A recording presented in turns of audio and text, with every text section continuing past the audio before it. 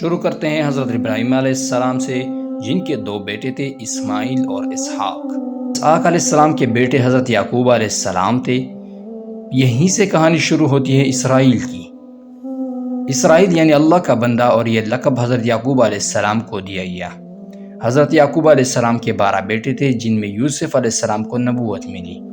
حضرت یوسف علیہ السلام جب کفیل مصر بنے تو آپ کو حکم ہوا کہ اپنے تمام خاندان کو مصر بلا لیجیے، اور مصر کی سرزمین کا ایک مخصوص حصہ ان کے لیے مختص کیا گیا۔ اللہ کی طرف سے کہا گیا کہ اے آل یعقوب، اس سرزمین میں تمہارے لیے برکتیں ہیں۔ حضرت یوسف علیہ السلام کے 12 بھائی تھے، اور اس لیے اللہ تعالیٰ نے ان کے لیے 12 چشمے جاری کر دیے، اور یوں اس سرزمین کا نام حضرت یعقوب علیہ السلام کے لقب سے اسرائیل پڑ گیا، جسے آج یروشلم بھی کہا جاتا ہے۔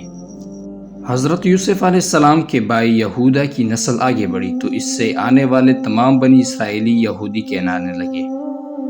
وقت گزرتا گیا اور حضرت موسیٰ علیہ السلام کا دور آیا۔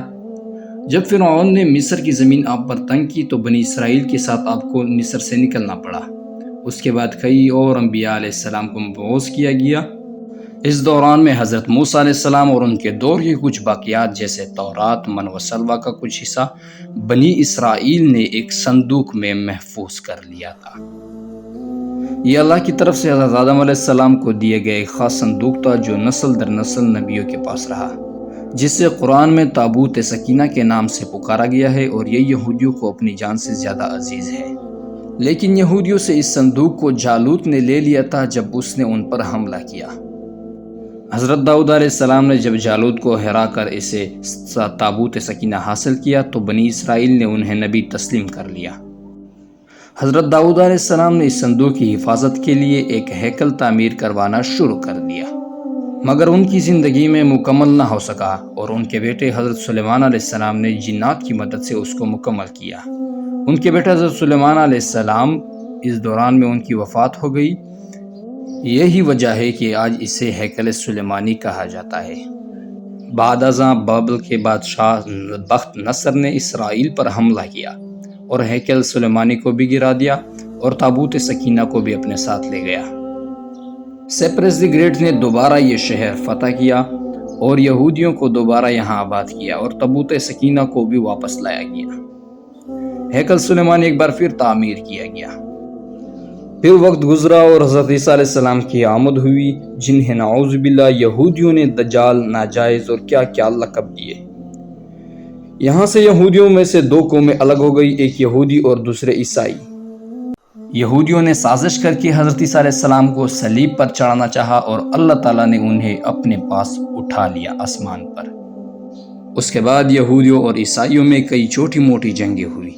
پھر عیسائی رومی بادشاہ ٹائٹس نے اس شدت سے یروشلم پر حملہ کیا کہ اس پورے علاقے کی اینٹ سے اینٹ بجا دی، اور ہیکل سلیمانی کو گرا دیا گیا، جس کی صرف ایک دیوار اس وقت اپنی اصلی حالت میں موجود ہے، جس سے دیوار گریا کہا جاتا ہے، جہاں یہودی جا کر تورات کی تلاوت کرتے اور گریا وزاری کرتے۔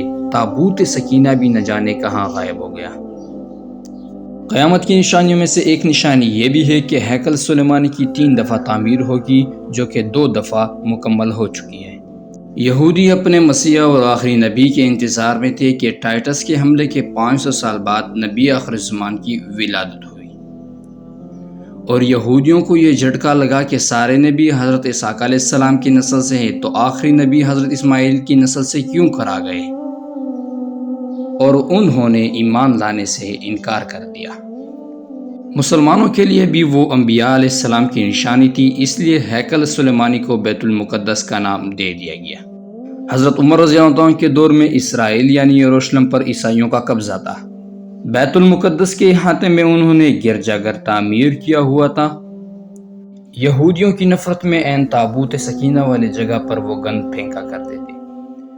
یروشلم کی فتح کے وقت جب حضرت عمر وہاں گئے تو عیسائیوں پر برہم ہوئے، وہاں صفائی کروا کر مسجد تعمیر کروائی۔ خلافت عباسیہ تک یروشلم ایک مسلم شہر ہی رہا۔ اس کے بعد عیسائیوں نے دوبارہ یروشلم پر حملہ کر کے اس پر قبضہ کر لیا۔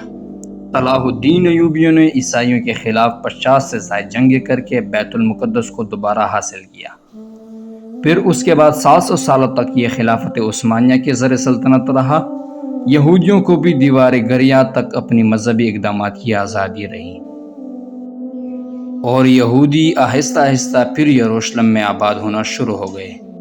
اس دوران میں انہوں نے کئی بار خلافت عثمانیہ کے سلطانوں کو پیسوں کے عوض یروشلم سونپنے کا لالچ دیا، مگر ناکام رہے۔ اور پھر دوسری جنگ عظیم میں عیسائی سپاہی ہٹلر نے چن چن کر یہودیوں کو مارا اور قریباً 60 لاکھ کے قریب یہودیوں کو قتل کر دیا گیا۔ اس دوران در بدر بھاگنے پر مجبور ہو گئے، اور انہیں یہ اندازہ ہو چکا تھا کہ انہیں اب خود اپنی پہچان بنانی ہوگی، اور وہ یہ تسلیم کر چکے تھے کہ ان کا آخری مسیحا اب دجال ہوگا، جس کی بدولت پوری دنیا میں ان کا بول بالا ہوگا۔ لہٰذا انہوں نے برطانیہ سے ساز باز کر کے خود کو الگ ریاست تسلیم کروا لیا۔ یوں اسرائیل باقاعدہ ایک ملک کی صورت میں دنیا کے نقشے پر ابھرا۔ آہستہ آہستہ انہوں نے فلسطین اور دیگر مصری علاقوں پر بھی قبضہ کر لیا۔ وہ ایمان رکھتے ہیں کہ تیسری بار انہیں پوری دنیا پر حکمرانی حاصل ہوگی۔ اس کے لیے انہیں مسجد اقصی کو گھیرانا ہوگا۔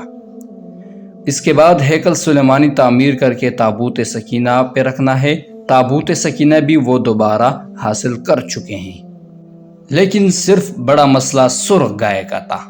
ان کے عقیدے کے مطابق وہ ناپاک ہیں، اور جب تک پاک نہیں ہو جاتے ہیکل سلیمانی تعمیر نہیں کر سکتے۔ وہ گائے جس کی نشانیاں قرآن پاک میں بیان کی گئی ہے، جو اس وقت بھی انہیں ڈھونڈنے میں مشکل ہوئی تھی، اب بھی 100 سال تک وہ ویسے گائے کی تلاش کرتے رہے۔ 2019 میں امریکی ریاست سے 5 عدد ویسی گائے انہیں مل گئی، جس کے جسم پر سرخ رنگ کے علاوہ اور کوئی بال نہیں تھا۔ الغرض قرب قیامت اور دجال کے ظہور والی تمام تیاریاں وہ مکمل کر۔ یہ تو سب تو قیامت کی نشانیاں ہیں، اور ہیکل سلیمانی بھی بن کر رہنا ہے۔ تو پھر اصل جنگ کیا ہے؟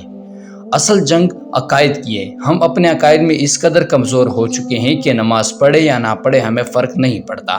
اپنے بہن بھائیوں کا حق کھا کر خوشی محسوس کرتے ہیں، اور فرقوں کے خرافات میں الجھے ہوئے ہیں۔ دوستوں، مزید ایسی ویڈیوز کے لیے اس چینل کو سبسکرائب کریں، ویڈیو کو لائک کریں اور بیل آئیکن کو دبائیں تاکہ مزید ایسی ویڈیوز آپ کو ملتی رہیں۔